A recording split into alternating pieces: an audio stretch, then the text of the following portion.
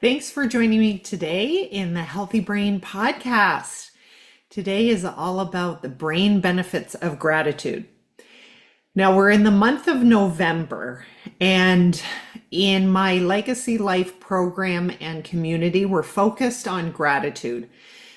The feedback has been amazing, and how people are creating a new habit of expressing gratitude and changing their brains at the same time.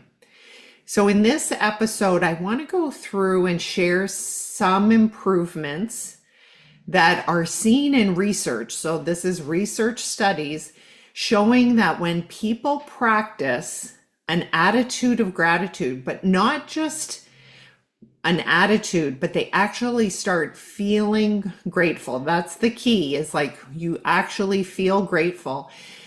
There's so many improvements that happen. And they happen in our body and our brain. But I want to give you some of the brain changes as well. And lastly, I'll give you 3 things, or maybe a few more, actions that you can take to create a habit of gratitude in your life. Now, before I get into the research and what it's been showing, it's for me, how gratitude has been showing up in my life is I've noticed that I have a more positive way of thinking. And that truly is one of the brain changes that happens when people practice gratitude. There's actually a research study. You may have heard it or read about it. 3 things that you write down for 21 days. And it's not just writing it down, but actually spending some time really savoring that feeling of gratitude. And it strengthens the neural pathway associated with positive thinking and emotional regulation. And I have had many examples of this, but I want to share one that just happened. So I recently traveled back from Florida to Michigan, and I took a week to do it because I was driving a big moving truck, around 20, or not 20 foot, 12 foot, a 12-foot truck, but it was big for me. And driving that length of time, almost, or that distance, 1,200 miles. And I was doing it because we had to move certain family things. And I had packed away, and I had done quite a good job packing it. And there was a particular, it's a large ceramic frog that I wanted to keep because it had been in the family, and it had a lot of nostalgia. Very heavy. I packed it nicely in there. Well, after traveling, taking my stops, and I would check in on things to make sure everything was in place and it all was okay. And the final few miles on the way home, I went over a large bump, and I heard this crunch, and I'm thinking, oh, well, let's see. So when I got home, I lifted up the back of the truck, and that frog had been demolished. The bump had actually made it go up and down quite forcefully on the bottom of the truck. So I'm looking at it, and if somebody had took a picture of my face, I just looked at it dumbfounded. I did swear. I'm looking, going, I can't believe I made it all this way, and this is what happens. But then really immediately I let myself feel the sorrow, like of the sadness. And then I just thought, it just switched in my mind. But I just drove for that 1,200 miles over the week to get back home safely. And if that is the only thing that has happened, I am so grateful. And so now, yes, that's disappointing, but I was able to shift so quickly into seeing the positive.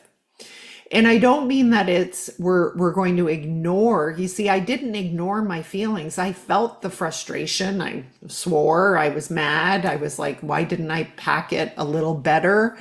But I was like, That's okay. I let myself feel that negative emotion, but my brain I've been really working on, and that's what with this coaching that I have in my Legacy Life program that I coach people on because I also use the tools. I also have changed my mindset to more of a positive thinking and emotional regulation.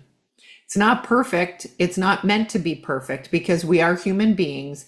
We need to feel our emotions. And if anything, there's more emotional capacity that I have. And it gets better and better every day that I'm able to handle the different emotions. So I share this because this is just a recent example of how I shifted to gratitude.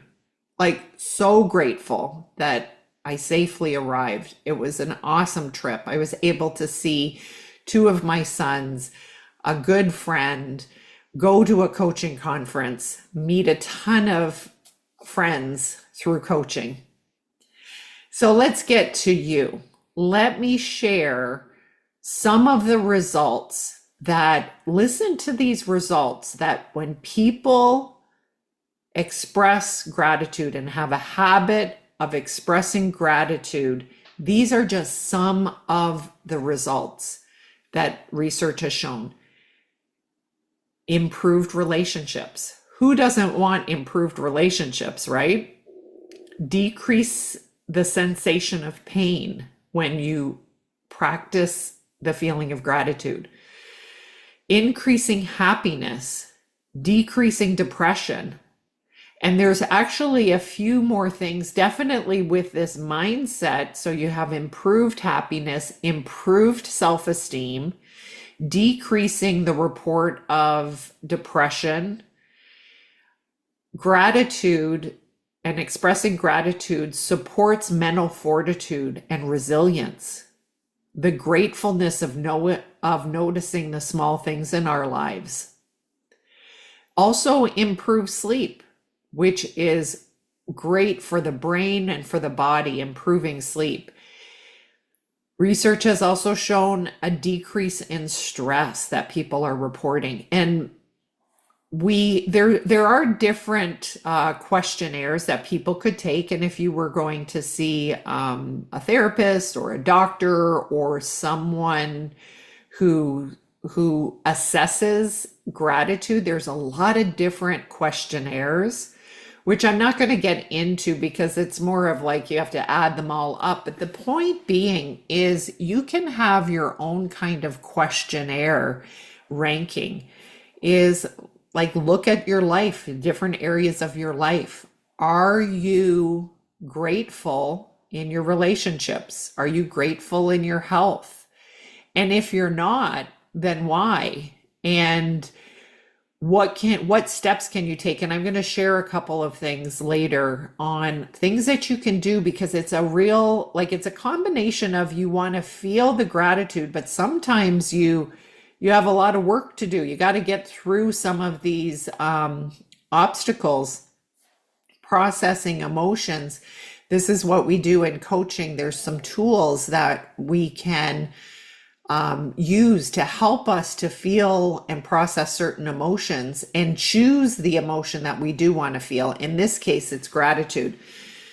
How does the brain change with gratitude? Well, I mentioned the one of the studies was 3 things a day for 21 days. Now, I don't know if the people, I can't remember if the people were writing the 3 things at the end of the day or at the beginning of the day or during the day.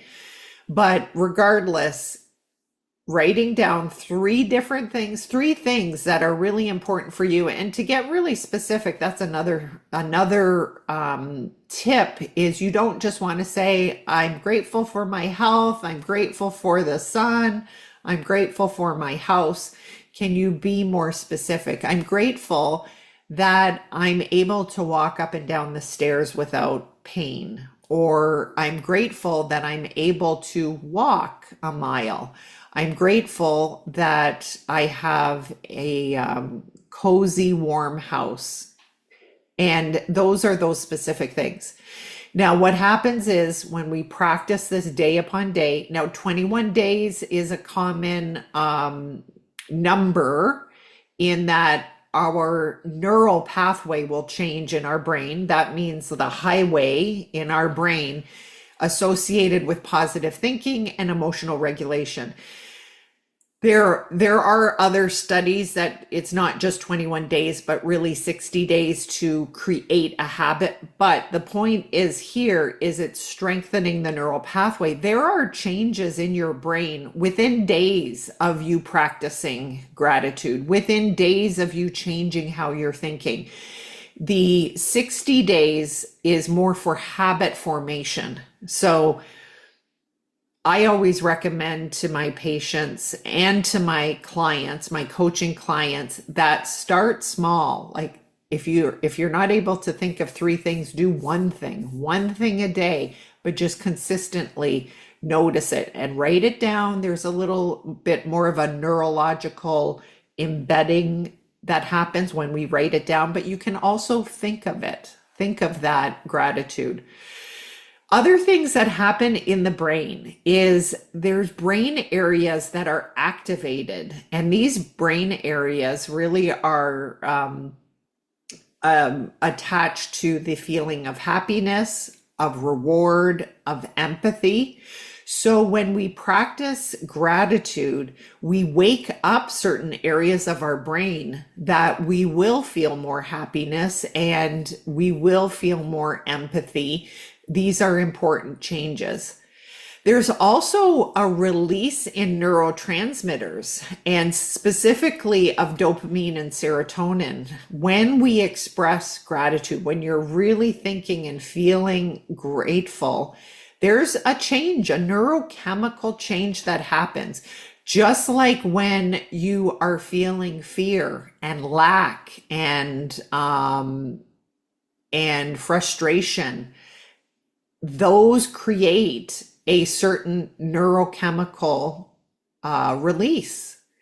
And the neurotransmitters, certain neurotransmitters are released depending on how and what you're thinking. So for gratitude, the specific ones are dopamine and serotonin.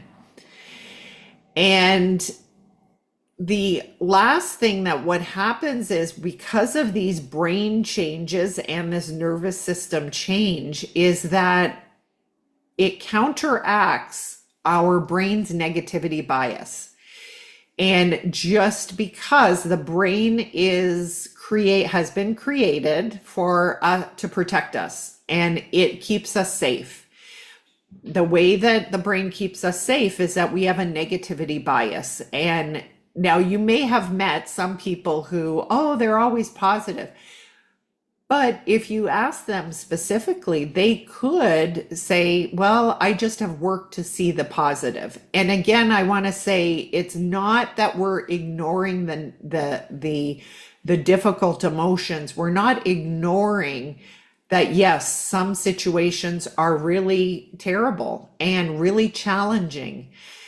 We don't want to ignore that part and just fluff over it. But what we want to understand is the brain has this negativity bias, and it's to keep you safe. The brain wants to avoid pain, save energy, brain energy, and it seeks out enjoyment. And the negativity bias is a way to keep you safe. It also conserves energy. Have you noticed that anytime you want to change your life and improve your health, it's difficult. It's not a walk in the park. Your brain starts to go, do you really think you need to do that? You don't need to work out today. You worked out the 2 days ago, or you don't really need to eat healthy. It will be fine for a couple of days. It's because the brain is just trying to protect you from the discomfort and the change. When we practice gratitude, it counteracts this brain negativity bias, and we put on these almost like these gratefulness glasses, and we start thinking more positive. We can shift and we can notice.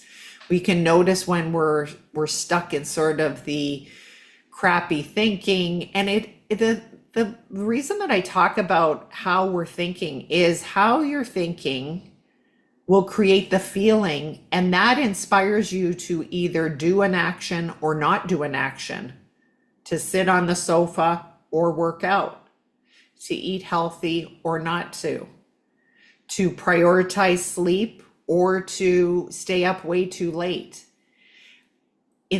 We work on how we're thinking and feeling, and that will change our actions. So this is why we really focus on the mindset when we're working, and that's why coaching is so powerful. It really is so powerful.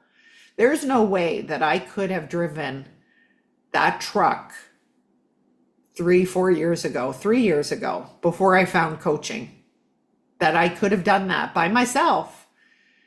I have the mental fortitude. I'm not saying I'm this strong mentally. I'm so strong, because there still are, I do get scared. I do feel a lot of fear, but I'm able to manage it better in some cases.